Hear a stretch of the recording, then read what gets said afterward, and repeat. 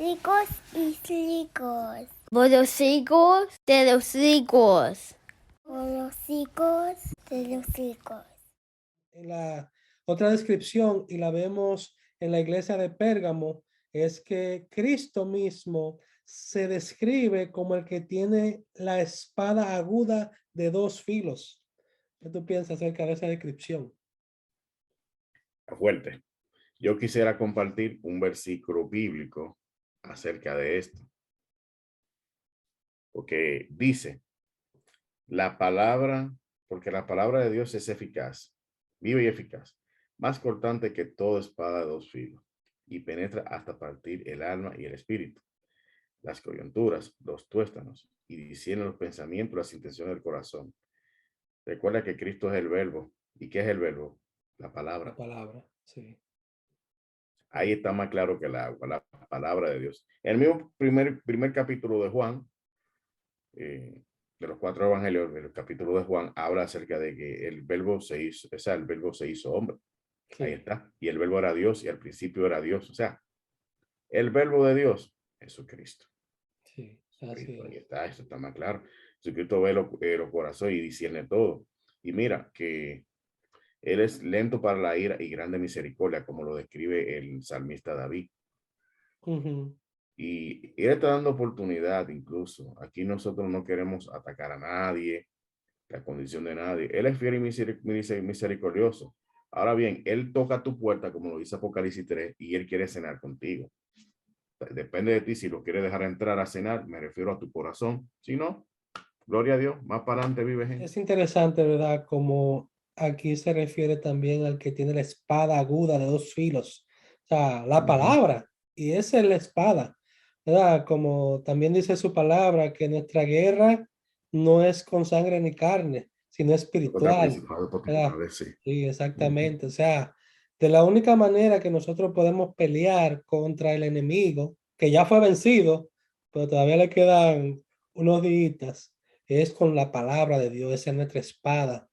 Y nos cubramos cada vez que nos dice algo con el escudo de la fe, ¿verdad? Esos Efesios dardos de 6, mentira que nos todo eso. lanza ahí, ¡fa! El escudo de la fe ahí mismo, creyendo y Efesios creyendo en 6, la palabra 6, de 10 Dios. a 16. ¿Verdad que sí? Creyendo en su palabra, porque óigame, en este mundo sí es verdad que nos lanzan dardos del enemigo, el mismo enemigo y sus secuaces, ¿verdad?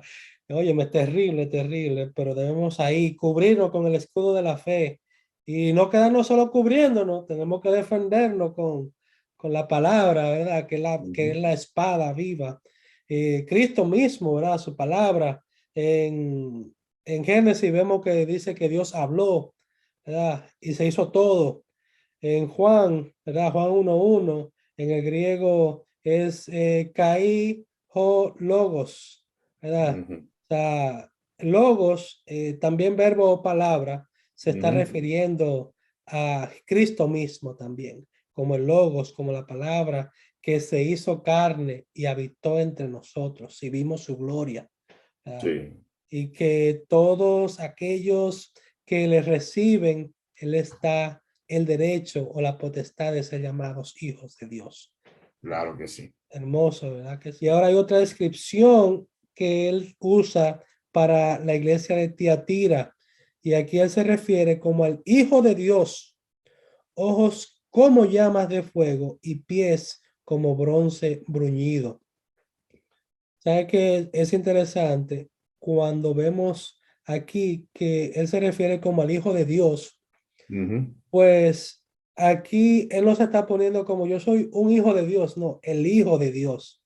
O sea, es como una referencia que él viene de la misma esencia de Dios. O sea, que prácticamente, en otras palabras, él y Dios es lo mismo. Esa es la idea.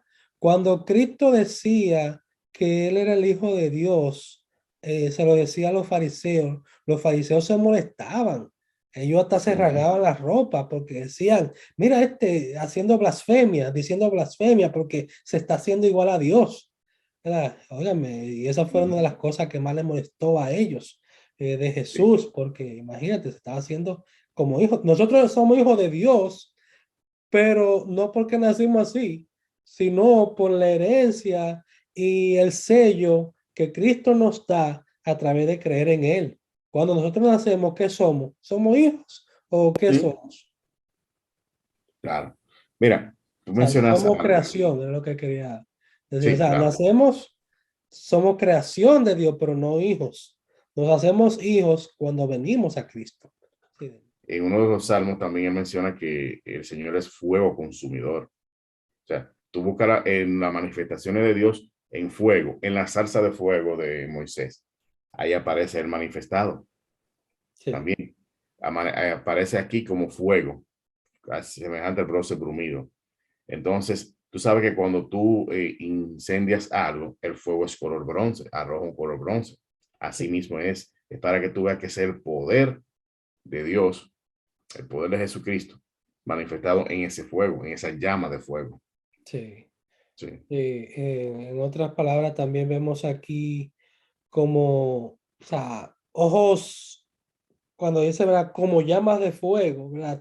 Está haciendo una similitud, un simil. O sea, Juan en su limitante estaba describiendo de cómo Cristo se describía a sí mismo, ¿verdad? Ojos Ujú. de fuego, ojos como de fuego, pies como bronce bruñido, o sea, la fortaleza con la cual venía Cristo, la autoridad que presentaba, ¿verdad? Como rey soberano. Y eso es maravilloso, ¿verdad que sí?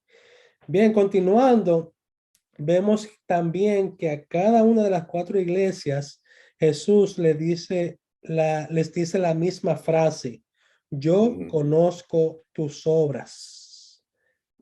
Apocalipsis 2:23 también dice que y todas las iglesias sabrán que yo soy el que escudriña la mente y el corazón, y os daré a cada uno según vuestras obras. Por eso es que él está diciendo al principio, yo conozco tus obras, ¿verdad? Yo conozco y sé lo Ujú. que tú estás haciendo. Y aquí lo explica, o sea, yo escudriño el corazón, yo escudriño la mente, ¿verdad? Y en este caso está hablando específicamente a las iglesias, ¿verdad? A ese cuerpo de Cristo representado en cada uno de esos lugares, en Éfeso, Esmirna, Tiatira y Pérgamo. Y si tú supieras que eso se debe aplicar hoy día, todo. O sea, estas primeras 4 partes, yo sé que va a haber una segunda parte, que vamos a hablar de eso. Cada una de estas iglesias deberíamos de aplicar cada cosa que está aquí, porque Él conoce sus obras. Dice la palabra de Dios que no hay cosa oculta que haya de ser manifiesta. Entonces, el Señor está dando oportunidad quizá a muchas de estas iglesias a que se arreglen, que dejen la tiranía, que dejen ese tira y jala, esa diferencia personal. Señores, la palabra es única. Nosotros tenemos que estar unidos conforme a la palabra de Dios. Tenemos que estar unidos a la palabra de Dios y no solamente eso, sino que estar preparados.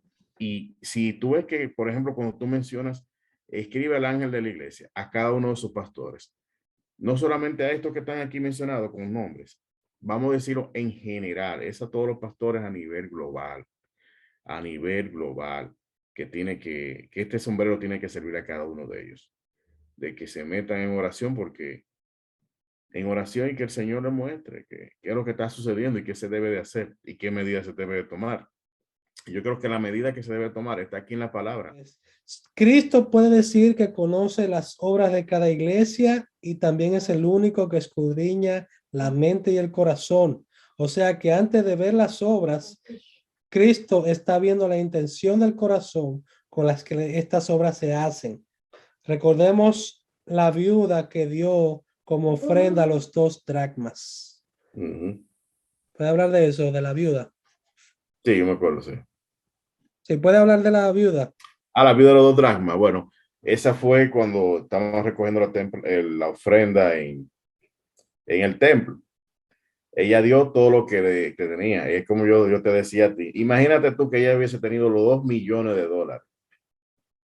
O llame la denominación que usted quiera, que tenga más valor. O sea, ella dio más que todo, porque los demás estaban dando las obras. Imagínate tú. Fíjate que los otros que eran multimillonarios y iban a un cajero, a un ATM, un ATM, a sacar dinero y quizá le sobraba lo que son monedas, como chala.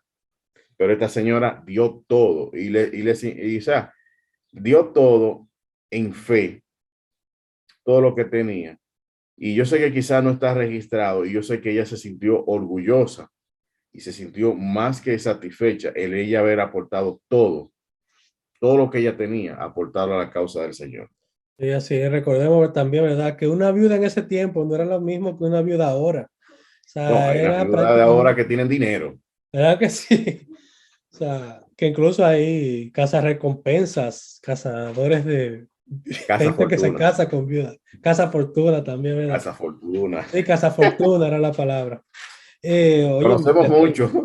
pero no, una señora, una mujer que quedaba viuda estaba desahuciada. Vemos la dificultad, el primer conflicto que hubo en la iglesia primitiva y fue por eso, porque estaban culpando a los apóstoles de no atender a las viudas. Entonces los discípulos se reunieron y dijeron, no, elija a ustedes 7 varones, ¿verdad? De buen testimonio, llenos del Espíritu Santo, los cuales van a servir las mesas, porque nosotros estamos solamente dedicados a la oración y a la predicación de la palabra. O sea, ese era su propósito. O sea, que las viudas estaban necesitadas. Lo vemos también en la escasez que hubo en los tiempos de Elías y Yo voy que a Dios lo mencionar eso. manda a donde esta viuda para que La esta vida de viuda le Sarepta. hiciera de comer, ¿verdad? Ujú. Que le diera de lo último que tenía, ¿verdad? Para como probar su fe, en cierto sentido, su confianza en Dios. O sea, Cristo está viendo el corazón de las cosas que hacemos y por eso vamos a ser juzgados. No vamos a ser juzgados tanto por las obras en sí externas que vemos, sino por la intención de nuestro corazón. Y eso es algo Ujú. muy bonito de ver y Sí. pensar. Hay veces que vemos cosas, eventos, misiones y diferentes tipos de actividades que hacen las iglesias y etcétera, ¿verdad? Y que nos parecen un poco extrañas, ¿verdad? Y hasta juzgamos, hemos caído en ese error de juzgar, pero solamente eso le cuesta a Cristo hacerlo. Por eso mismo, porque él puede ver las intenciones del corazón de cada uno. Por Ujú. ejemplo, lo que estamos haciendo nosotros ahora, Cristo está viendo la intención de nuestro corazón. Como Marlon. dijo Gamaliel, Acá, Marlon, sí. que si, y esto lo podemos aplicar en muchas cosas, cuando estamos emprendiéndola para la causa de Cristo específicamente. Si es de Dios, va a prosperar, va a seguir. Si no es de Dios, tranquilo, que eso va a caer tarde o temprano. Voltaire, John Voltaire, él decía que el evangelio, yo luego después voy a corregir, ojalá y equivocarme, después lo corregimos. Él decía que el evangelio no iba a durar. Él fue uno de los propulsores de la Revolución Francesa. Sí, Y, sí, y él decía que el evangelio de Jesucristo no iba a perdurar. Y mira para que tú veas cómo son las cosas de la vida. Murió. En la casa de él se convirtió lo que fue en una imprenta para imprimir la Biblia en esa zona. Y sí. todavía hoy en la actualidad es una casa de imprenta. Esa casa, la que fue la casa de ese señor. Él fue Sí, un afamado abogado durante la Revolución Francesa.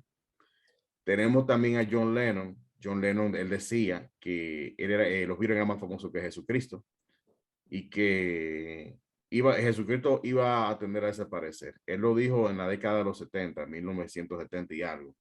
Hoy estamos a 19 de marzo de 2022 y creo que el Evangelio de Jesucristo sigue vivo.